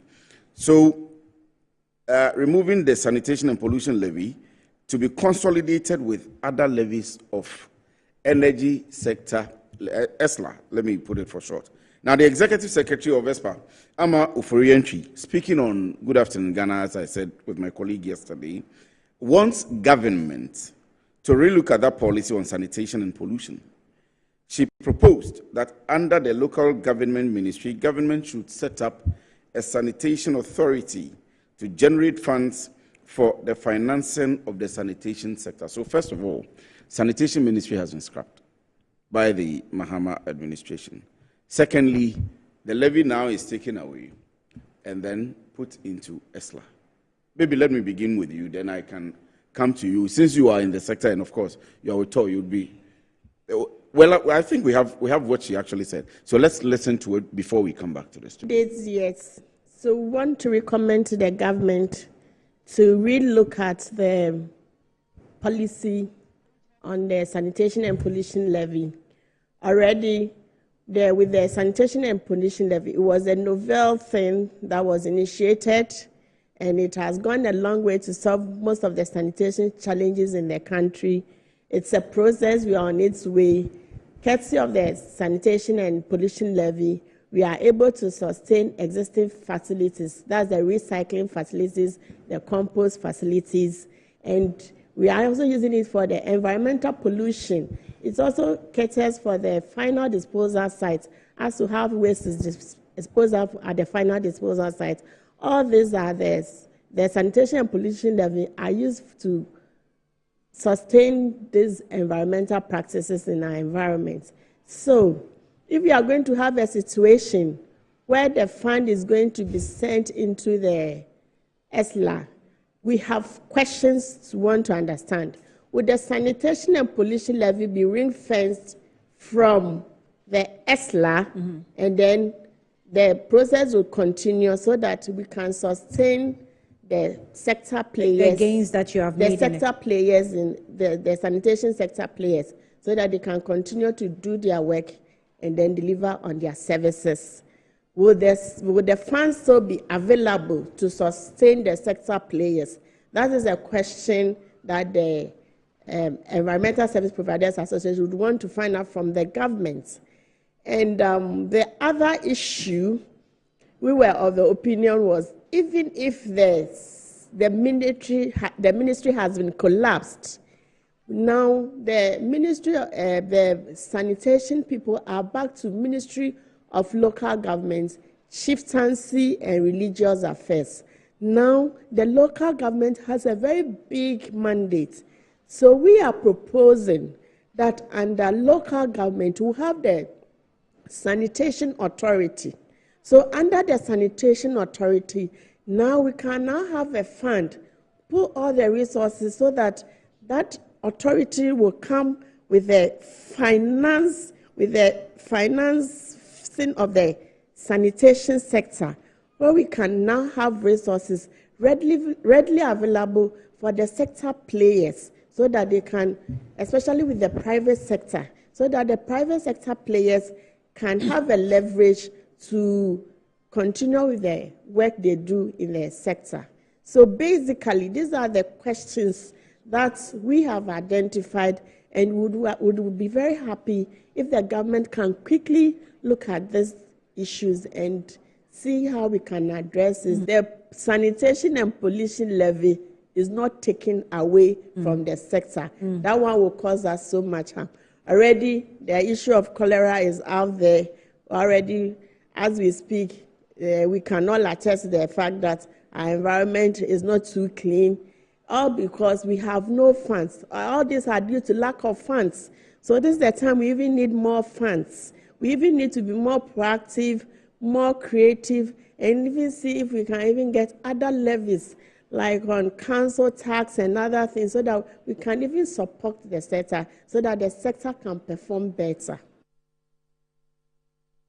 So maybe on Tuesday, if we get the opportunity, we'll provide you with the details of funding to the sanitation sector. I'm saying sanitation sector when it was under the Ministry of Local Government, when we got the Ministry of Sanitation as an entity on its own, how much has been committed into sanitation, maybe from 1990. So there is this video wall, and I think this is from the budget. The finance minister, he said, government to review the Energy Sector Levies Act, that's the ESLA, to consolidate the Energy Debt Recovery Levy, 1. Energy Sector Recovery Levy, Delta Fund, 2. And Sanitation and Pollution Levy into one levy, and use the proceeds to cater for the energy sector shortfalls and service the inherited debt service obligation. So well, the rest of the energy sector levies, including the road fund levy, energy fund levy, price stabilization and recovery levy, public lighting levy, and national electrification levy, will remain to support the achievement of their intended objectives. So I don't know what especially the finance minister intends to do, especially in the area of sanitation. But they had raised concerns, and there had been concerns, maybe from diverse perspectives, of how much has been committed into the sanitation industry, especially when a ministry was set up to cater for sanitation. The president at the time had promised that by a certain year, we would have, for example, Accra being the cleanest city in the whole of Africa. Did we have that? Is the monies that have been committed to the sector commensurate with the work that has been done? That's a question. Private sector players, and Doctor had been talking about the private sector participation and so on and so forth. What has been the outcome of it? We'll review and analyze all of those things and see how government can eradicate waste in the system. But because it's going to energy sector, I'll begin with you and then we'll come to you. That's the demand from ESPA. Yes, I think she's making a very valid observation, because sanitation, it should be all of us concerned. But what I saw is that, I think, was it yesterday or so, I saw some pictures where the Deputy Chief of Staff in charge of operations, Stan Lugbe, went out on air with some of the military, and I think with NADMO or which institution, to actually see the survey Accra. And I think I've heard somewhere they talk about... That's a National Anti-Flood Task Force. Okay, and they talk about we really need to drag.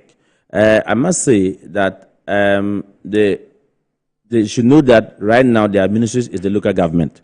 And if I tell you, most of the budget that has been allocated to district common fund is very huge. It's very huge. I don't know if you saw that budget. I have never seen a budget like this before. And they said that it's no more going to be capped. The uncapping is thing of the past. And I also think that sanitation is under, no, they are calling for sanitation authority, yes. I have seen the young man in Kumasi, the Asante Regional Minister, have even tried to introduce... 7.51 billion Ghana cedis has been allocated to the district assemblies. Yes. So I have seen that the Asante Regional Minister has even tried to say that he wants to introduce spot fine. That alone too can also bring, so that we will be responsible to our littering. If you are doing, if you are littering around, you know that, hey, if they catch you, that's some issues will definitely have to come back. So I think that our appeal to us, dear sister, that they should go and sit with the local government minister. He's a very affable person, ready to listen, and then put their issues across. But we also have, I'll be quick to also add that though the agencies or the private sector that were doing this job, how good and how well were they paying their staff?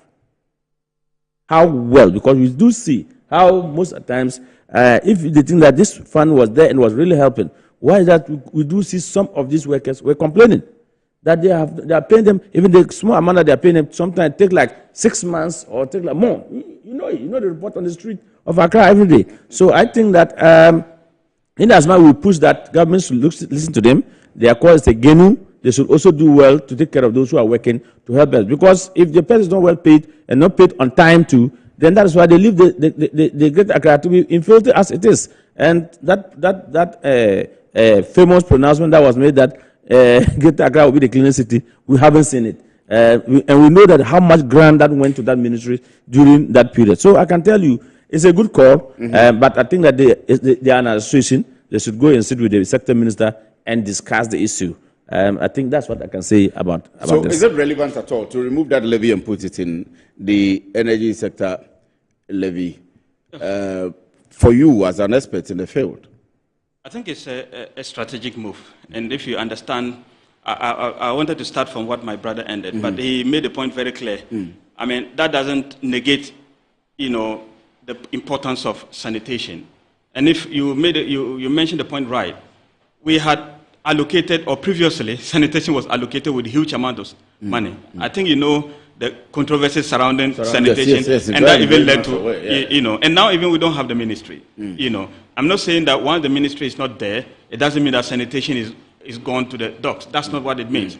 Sanitation is still catered for. And he made a very important point. If you look at the budget, what has been allocated for the local government and other areas, that sanitation is encapsulated. It is to tell you that that portion of it is not neglected. But coming back to a substantive point, which maybe I'll be biased on that.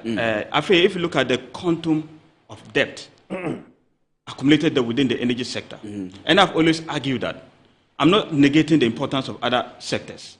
You see, energy and finance. Yeah, the backbone of the economy. I mean, I'll support you on that. Yes, and it's not that education, agriculture is not. Now, sometimes we have somebody, the artery or, the one that supply blood to other areas. You understand? That is how finance and energy is. And I'm so happy that the two ministries, they are so connected. And the two ministries are working together seamlessly, which is a positive thing. So if you look at that burden of debt that has been accumulated, two ways. One, you increase efficiency, which we are working on drastically. The second is to get additional, buffer, additional income. And the government thought it wise, if you pick that aspect, especially sanitation levy that is even not there, sanitation ministry that is even not there, and it will be catered for in the other areas. Let's add that to the ESLA. We'll get it ballooned a little bit to be able to cushion the kind of debt that we have within the energy sector. And I can tell you, if you don't do something drastic, and it's good that the government has taken frantic steps, credible steps, I can tell you, to be able to have overall and lasting solutions to the perennial energy sector crisis. So that's one of the areas, just to beef up the ESLA, because the ESLA is the one that services most of this debt. The important thing is, once we're able to service it consistently, and we don't get a balloon, and we also work towards increasing efficiency, the baseline efficiency, within all sectors. That includes this kind of engagement that we have with SIGA. If we do that, I think it will be the way to. So I think it's an excellent move. It will beef up the ESLA to be able to cushion, to provide the required support for the ballooning debt within the energy sector. Even though you are biased because you are an expert in the field of energy, is there not an overemphasis? I mean, if you look at the figures, the projection by your minister is for the debt to be about 9 billion. The amount which is committed to servicing the debts, or the sector entirely, not the debt service, is about 28 billion, as I stated here. So obviously you are making adequate provisions. One of the problems we have in the country, cholera is going up, diseases that are coming out of improper keeping of ourselves, indiscriminate littering of our streets, and there needs to be a conscious effort. And so if we don't have a line item, catering or a line activity, catering for sustaining, and even in the energy sector, you still produce a lot of waste. So there needs to be some conscious effort. If there is a spillage today, perish the thought, on the Jubilee fields, on any of the fields that we have, would have a problem. Yeah, so I'll come back to the same thing, Afeye. It's about prioritization. And it's not that the sanitation aspect is thrown out there and nothing is being taken care of. And my brother made a very good point. That is going to be taken care of. So her fears, I can guarantee her that it's going to be taken care of. But we are looking at the bigger picture, the energy security ramification. And it's actually not exaggeration, Afeye. If you understand the figure, and if you look at, if you remember, the president mentioned that he has missed what? Horror movie. Yes. You should have seen the figures. And I was looking to see tomorrow refine, and we're even nowhere near. So I said, okay, at least we are no money. You have just you have made too much negative name, but yes. If you look at so if you look at that, it's actually very scary. And so frantic steps has to be taken before, something untoward will happen. Roland say house cleaning. Yes. There must be house cleaning. So I think the steps taken are credible, and they are the right steps that can lead us to a lasting energy security as a nation. Yeah. Let me now come to the budget itself. So right from Tuesday, we've been discussing all of these issues around the budget, and you had mentioned that it's a good budget. Today, this morning, the minority members of parliament, led by the former Minister of Finance, says that Arthur Forson has been disingenuous I mean, with some of the targets, that if we have 5.7 growth rate and you are looking at 4.0 or 4.4 growth rate and you call it a criminally managed economy, then you have been disingenuous. Misrepresentation of facts. He talks about the IMF and some agreements that have been gone into by the government and the IMF, which the minister is not relying on now. And then they make a point which I'm interested in when it comes to jobs, that, of course, we all know that the major facilitator of jobs is the private sector. And so the private sector needs the provision and the conducive environment to grow. If you look at this budget, even though you are praising the budget, they haven't made any proper and requisite provision for the private sector to grow and create more jobs. It's never true. They refuse to listen the good thing the young man called Honorable Atufosin put out there. My brother, let me tell you, before the budget, my institution that I set up, just like my brother used to be in the private sector before he found himself in the government sector, it was 2014. In 2014, I think President Mahama was in government. So his minister was Honorable Setekwe. He has put up budget before. After Honorable Setekwe, Honorable Ken Ofori-Atta came. He has been about one of the longest ministers, I must say, about 6 years or 6 to 7 years or so and a half. Then Amin Attack himself came, isn't it? I do not see any time that the minister wants to do a budget statement that he will go to even our local market to speak to market women, to understand the dynamics and the challenges confronting the ordinary citizen on the street. Well, some people think it came too late, and that may have been for the optics. Come again? Oh, I'm saying that the time he went to the market, the time he engaged people on social media, there are perceptions, of course, from people that it was too late. The budget had been completed already. How did they and so that was for the optics. How did they know? They can do adjustment. While the budget wasn't read, why he has not appeared in Parliament, what he went to listen, they don't know if he have done something in the night before he went to Parliament.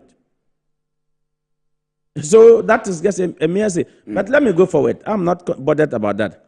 You see, the budget you saw that he met a lady, a young lady, who says that I came to buy goose.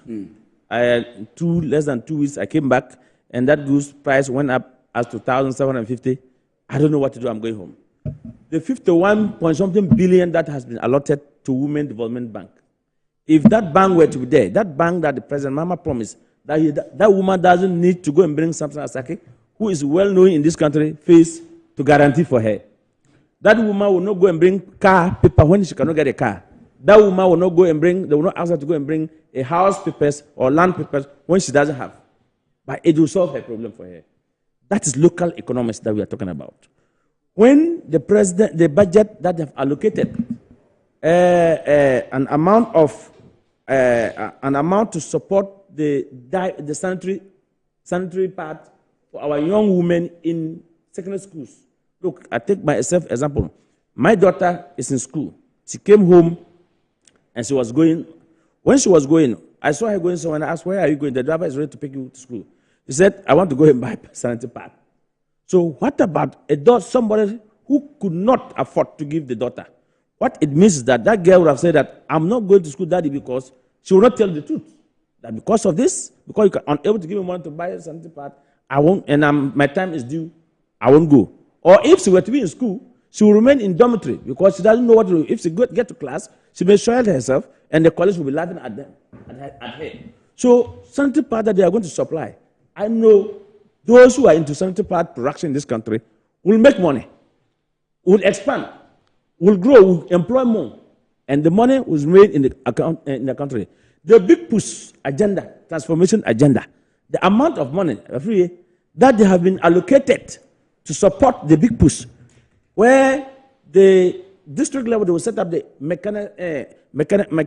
mechanization of what you call it, tractors, equipment, plow, farming input to support farmers who will go to produce maize in large quantities, soya beans in large quantities, then supply to our poultry.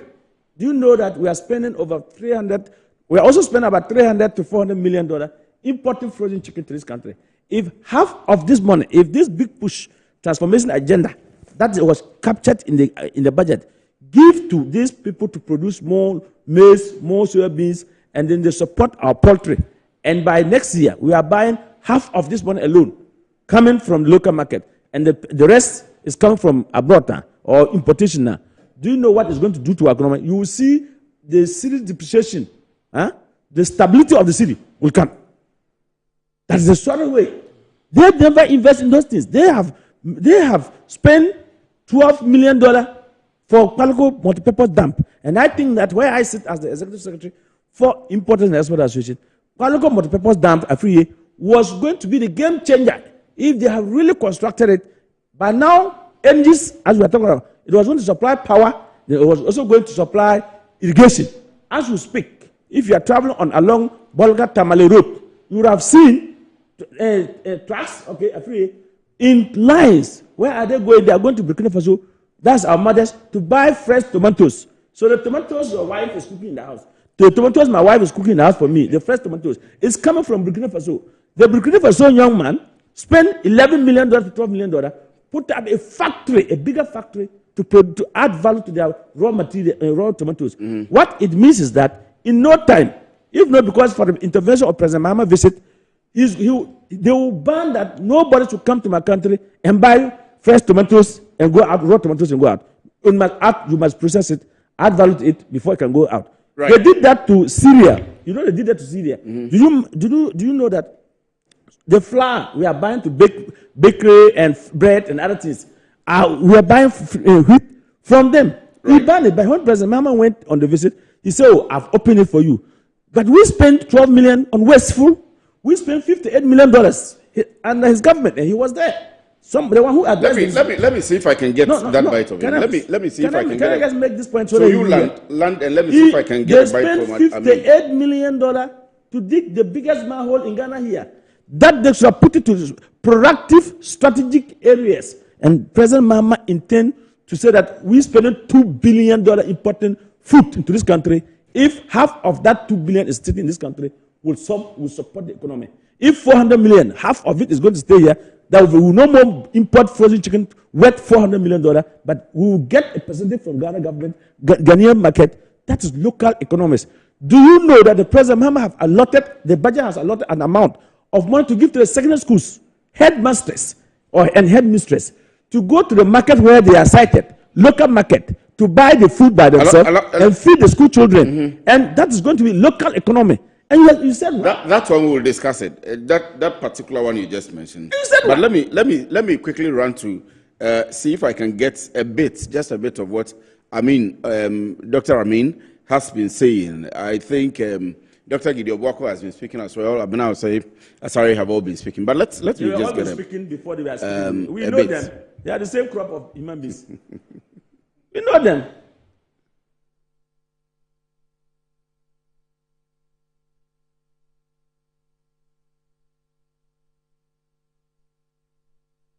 So I'm trying to see if I can get just a piece of what they've been saying in Parliament. But of course, we know what they have said already. The amount of money that they are allotting to him. You can watch the news tonight.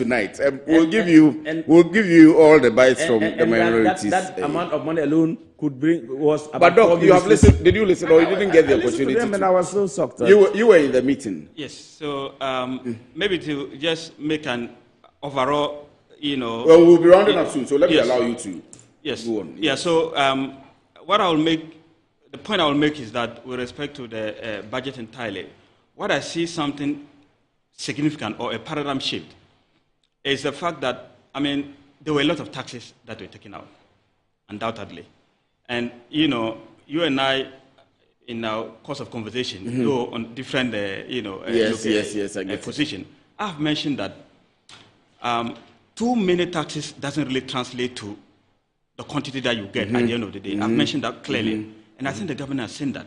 See, if you broaden the net, if you broaden the base, and remove some of the, quite a lot of the taxes, what it does is that it stimulates economic growth.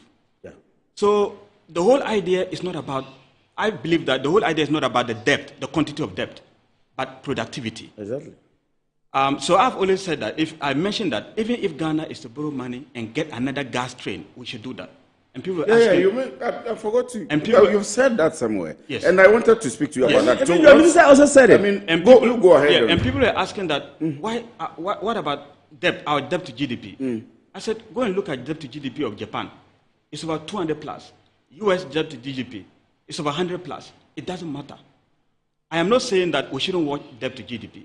I am saying that let's not concentrate on where the debt is and say we're not going to invest into areas that will lubricate the economy. And I think tax removal is one of the areas. What it will do is that it makes the cost of doing business very affordable. And a lot of people will be able to do businesses, and once we have businesses going, it's going to inure to the benefit of the entire economy. And most importantly, you are talking about creating enabling environment. I don't know whether you've noticed that there's a change in the energy sector in terms of the upstream. Oh, yes. Most of the guys were leaving. I mean, we've not had investors come in for the last decade, and that was very worrisome. And that's how come our production, oil production, has stagnated. And in fact, it was even going down. But after they come in, you notice that the first thing, the GMPP boss, that my good friend who was the Edo Baba, they visited ENI. President Mahama visited ENI. ENI guy visited him just to create that enabling environment. And you know what? You know the margin that is going to create, the guys are going to invest back into the country. ENI is reinvesting into the country. Since 2019, ENI hasn't done any investment. Yes, I know. That is the enabling environment that we're talking about. The unitization impasse that was surrounding the air, where we didn't have sense of focus, they didn't know whether, in fact, they started shifting their facility to Ivory Coast. Now everything is certain, unitization is something of the past. Those kind of decisive action, and then the fact that those environment is created. And the business confidence. And that is what will drive investment into the sector, into the energy sector. And that's the panacea for the upstream. And you're going to see a lot of changes within the upstream in the coming days and months. Yeah. Dr. Suleimana Yusuf is the Chief Executive Officer of the Tema Oil Refinery. He promises to restore the glory of Tema Oil Refinery. I think it's a national call for everybody to support. Samson Asaki Awingobit is the Executive Secretary, Importers Exporters Association of Ghana. Thank you very much for joining me, gentlemen, this afternoon. This has been the Business Edge on Good Afternoon. I've told you that you will see a properly restructured or properly structured program in the course of the month or subsequent shows. You'll see lots more of me and business right here on Metro TV. Keep your dial right here. Good afternoon.